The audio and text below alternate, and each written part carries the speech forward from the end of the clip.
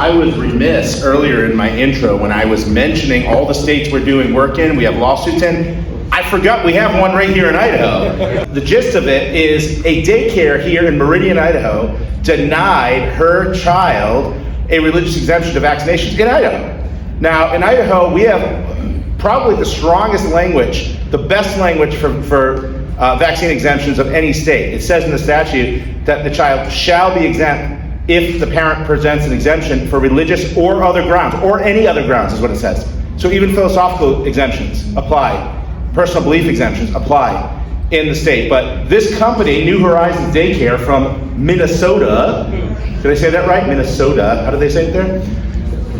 I got a Boston accent, I'm from New England, I'm not gonna be able to say it that way, but they seem to think that the laws of Minnesota should be the laws of Idaho, and they say these are our corporate practices. I got on a call when we first took this case. I got on a call with their in-house counsel. And they said, well, that's just our business practice. We do business that way everywhere. In other words, we don't care what your laws are in your state. We're going to do them the way Minnesota does it. That's not going to fly too well in Idaho. Okay? Thank you so much for letting me talk, letting me share my story, because this is the least I can do to give back to We the Patriots.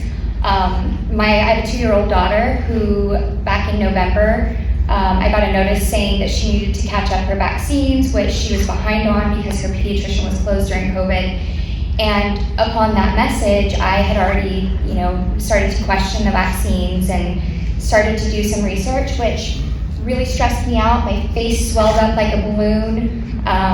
It was really hard to find the information. You go into the insert, I asked the doctor for the inserts, I went online. It's impossible to find the information. They hide it behind the CDC, several pages that you literally have to have the link. It's called what, the link book, to actually get the real information from. All through this. And they've taken down a lot of the inserts too now. They hide those. Yeah, you literally have to go through pages and pages, and I spent hundreds of hours doing research and finally made the decision that I'm not comfortable with it. There's way too many risks. There's some amazing speakers here that are going to give the information way better than I did. And a lot of them I found along the way, and I can't wait to hear them talk. But all of this to say that I wasn't willing to do the risk for things like chickenpox or MMR that she's not going to get. Went online, found on the Idaho's Health and Welfare, State of Idaho Health and Welfare site, that any daycare shall allow for an exemption. So I thought, okay, you know what, this makes me feel a lot better, I'm going to do that. Submitted it, and the director said, oh, sorry, we don't accept these.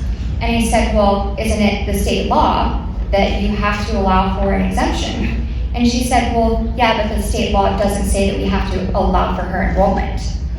So by the grace of God, I crossed paths with Brian and Dawn, and Brian dug into the law a little bit and said, I absolutely interpret it like you are expecting, and we'll write a letter back to them saying, hey, this is how we interpret it. They stood firm, and now we are going to trial. And if it weren't for these guys, I would have just been one more parent that got pushed into doing something without the information and without the choice. When I decided to take this case public, I'm shaking because I don't do this. When I decided to take this case public, I knew that my face would be out there and people might judge me, and my coworkers might think I'm extreme or whatever.